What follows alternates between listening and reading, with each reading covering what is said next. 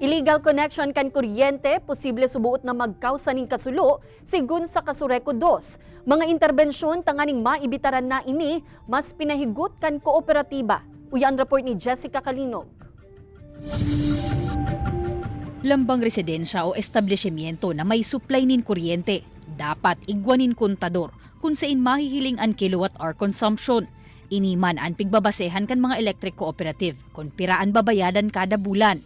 Sa nakalihis na mga taon poon kan magkapandemya, haros duminoble mandaan mga nare-resibing sumbong kan Kasureko 2 dapit sa illegal connections o mga nakikikabit nin kuryente sa kontador kan ibang residensya o establishmento. Sa satuyang nahihiling na magiging problema o naging problema itong pagkakakuryente. Saro pa, nakakakontribuer duman sa paglangkaw kan systems loss.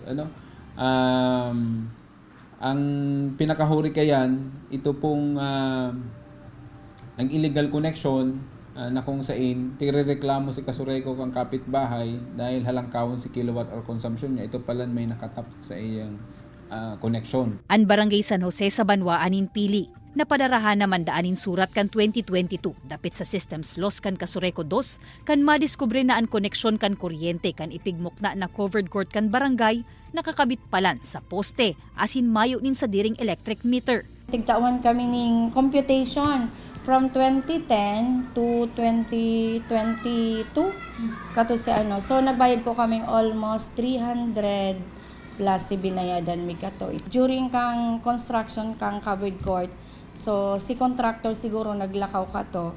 And then dahil na din na natapos si lakaw until na natapos na si covered court. So kaya iyo gayud ito si nangyari kato. Daiman pigtuyo, alagad naging leksyon na inisa sa inda. Kaya gabos na edifisyo asin pasilidad kan barangay, sa inda ng pigrekisa, nganing masyerto na gabos may legal na koneksyon. Sigun sa Kasureko 2, saruman sa mga posibleng magkausanin kasulo ang illegal connection in kuryente. Minsan undersized o sadit ang kableng pigagamit, kaya nagsaspark o nasusulo, tadain na pigkakaya ang load kan kuryenteng nagaagi. Kaya sa indang pakiulay sa mga konsumidor, ibitaran man ang illegal connections. Kaibanan si Gerald Gandia, Jessica Kalinog, Balitang Bicolandia.